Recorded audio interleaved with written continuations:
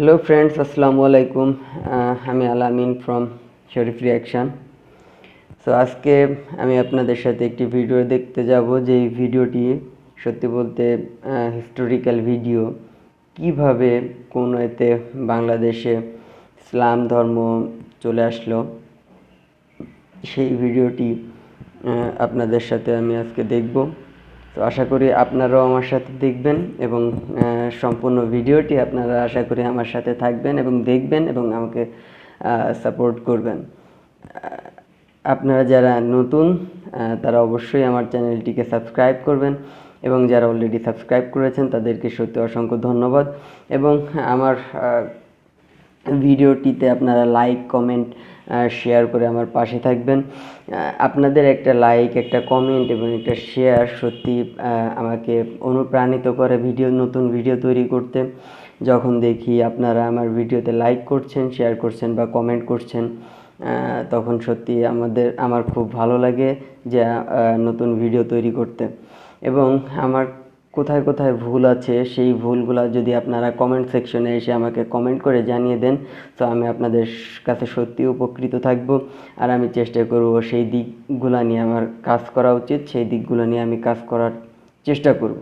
তো চলুন আমরা ভিডিওটি শুরু করি।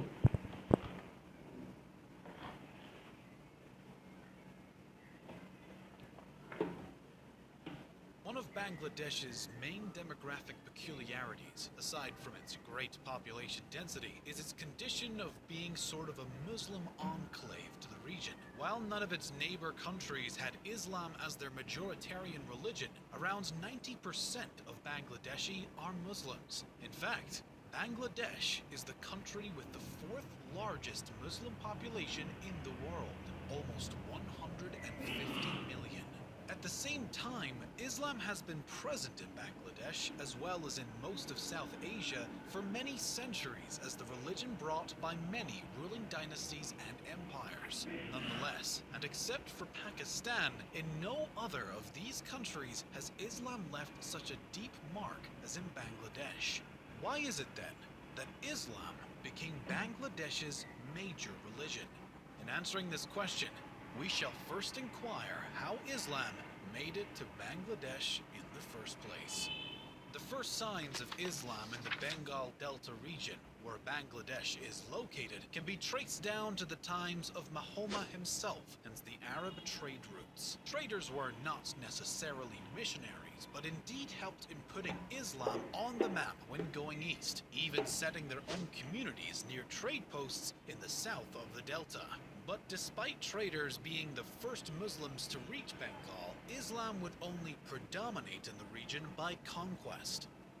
Since the beginning of Islam, Muslim conquerors were responsible for a swift expansion process that would lead them from the Middle East to go west to the north of Africa and up to the Iberian Peninsula and Sicily. But despite their conquests in Western and Central Asia, they were unable to successfully penetrate into the Indian subcontinent for many centuries. Reaching Bengal in particular would take Muslim faith 600 years. The Muslim conquest of India began in the 10th century, concretely with the Samanid military commander Alp Tekin. At the surface of the Samanid Empire, which at the time occupied a large part of the Persian region, Alp Tekin was a slave soldier, or Mamluk. Mamluks were common in Muslim warlords' culture, and their army of great importance for Muslim territorial expansion. At the same time, the fact of being slaves didn't mean that they were limited to a life of service as low-rank individuals. There are multiple examples of Mamluks that achieved power positions in the military and political life. This was the case of Alp Tekin. Of Turkish origin but of Persian and Muslim upbringing, he rebelled against the Samanid and formed a kingdom of his own in Ganza, now Afghanistan, in 1962. Alp Tekin died the next year and was succeeded by his son Sabuk Tekin, who became the founder of the Ghazvanid dynasty. The southern Hindu Sahi dynasty was reluctant of a Muslim kingdom so close to their domains and wasted no time in attacking them.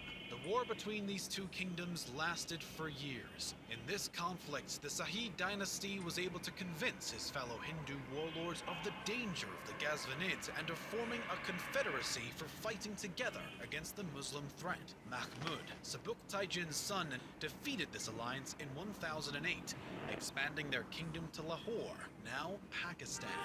But by no means Lahore was the end of his campaign. Southern, he found an even greater picture: how wealthy these Hindu kingdoms were. Mahmud subsequently kept going south, conquering cities and leaving them to be ruled by his Hindu vassals. Nonetheless, the extension of his kingdom did not allow Mahmud to go further. The Ghaznavid dynasty would face its own hard times with the Seljuks Turks coming west. The dynasty would finally perish at the loss of Lahore in 1186. Behind Ghaznavid's defeat was the Ghurid dynasty. The Ghurid had converted from Buddhism to Islam at the beginning of the 12th century. After taking Lahore from them, they moved to northern India against the then ruling Sena dynasty. It would be Ghurid general Muhammad bin Bakhtiyar Khalji who would conquer Bengal in 1204. As the former Alptay Jin, Khalji was a Mamluk of Turkish origin. The story tells that he captured West Bengal Nabadvip, the capital of the Hindu Sena dynasty, only backed up by 18 cavalry soldiers. In 1206, with the assassination of the Ghurid emperor, his territory was divided among his generals. Khalji then established his own Mamluk dynasty and his Delhi Sultanate. In its more than 3 centuries of existence, the Muslim Delhi Sultanate would have 5 different dynasties, firstly Turkish and later Mongol, and would eventually cover a great deal of India's territory. This is when the lasting development of Islam in Bengal began.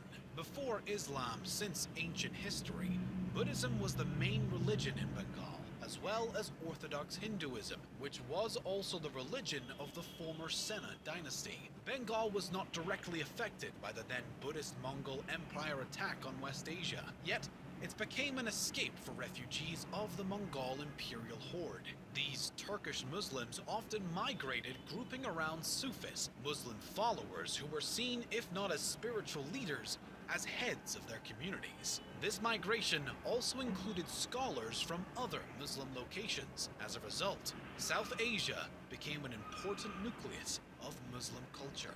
Bengal, most of all, had this fate. Surrounded by mountain ranges, East Bengal was a sort of geographic halting point for migration movements. Buddhist and Hindu monasteries suffered the most of the growth of Islam faith. Most of its monks and Brahmins had to escape to remote parts of Bengal and even the remotest places like the Nepalese mountains. Bengal started its independence process from the Delhi Sultanate in 1338. By then, the Bengal region was divided into 3 parts, each with its own ruler. The following decades saw the unification of Bengal in the form of the Bengal Sultanate and the siege of its autonomy by the Delhi Sultanate.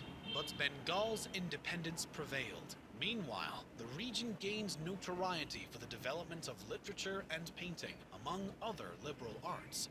But also, the Muslim population began to outgrow the rest of the religious groups. This process had its peak in the 16th century.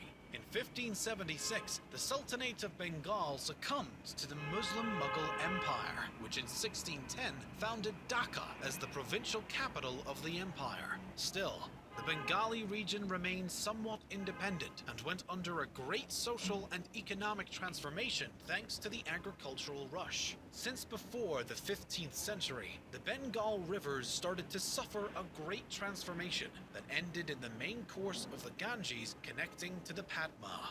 This meant 2 things. Firstly, river communication made possible a greater economic exchange with other regions. Secondly, as the Bengali Delta and its rivers' flow increased, agriculture exploitation increased greatly. As a result, rice production was so prolific that for the first time, rice became a major exportation product. This natural phenomenon coincided with the Mughal Empire's conquest of Bengal, and it was during this time that the agrarian base of the population took place. Until then, the region was still covered by a great deal of forest, and developing agriculture was at the hands of Muslim religions, who received, along with land grants, the task of clearing the forests for one part, but also of constructing mosques. These mosques acted as central cultural institutions for the local population, as well as for the increasing number of migrants which, as we said earlier, found the delta as a halting point in their migration. In this sense, Islam's greatest development in Bengal occurred on par with its economic development, to the extent that the very act of cultivating was and continues to be seen as bearing the transcendence of a religious act. We shall also acknowledge that previously, since the times of the Mamluk Sultanate, Islam in Bengal was mostly a part of urban culture, that is, related to wealthy nobles as well as state members like religious officials, soldiers, and judges who often claimed to be of foreign origin. However, similarly to how Christianity grew in Europe, the development of Islam in Bengal was not a matter of imposing religion to an existing population, but of creating one with it while absorbing the local elements. In this sense, despite Islam settle in the region as a conqueror's religion, it would finally grow and develop organically in Bangladesh. This was also the case with the massification of paper during the Mughal rule. The implementation of paper as a communication technology meant the move from an oral tradition to the new authority of the written word. Massification of the Quran fuels the regional cultural identity and allowed Islam to be understood not as an alien ideology, but as a part of local culture. By the end of the Mughal Empire rule, Bengal and Afghanistan gathered most of the Muslim population in South Asia. Likewise, with the Indian Independence Act of 1947, the territories of this ex-colony were divided according to the faith of its inhabitants. As such, Pakistan was born as a country that also included the Muslim population on the other side of India, now forming Bangladesh, which finally became independent from Pakistan in 1971.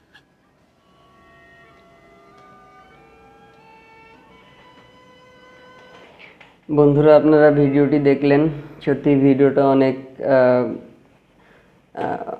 অনেক history ছিল এবং এখানে অনেক তথ্যফুল ভিডিওটি ছিল, যেটা এই ভিডিওতে তুলে ধরা হয়েছে। প্রথমত বাংলাদেশে বিদেশিরা এসে ধর্মপ্রচার করেছিলেন, কেননা তারা বাংলাদেশ হচ্ছে নদীর সাইডে এবং বাংলাদেশের নদী অনেক ছিল এবং ওনারা যখন ব্যবসা বাণিজ্য করতে আসতেন এই দিক দিয়েই আসতেন। সো আস্তে আস্তে ওনারা আরব থেকে বা আরব দেশ থেকে এদিকে আসার সময় এখানে ওনারা থেকেছেন এবং এখানে বিয়ে শাদী করেছেন, এখানে এইভাবে আস্তে আস্তে ধর্মপ্রচার করেছেন। এরপর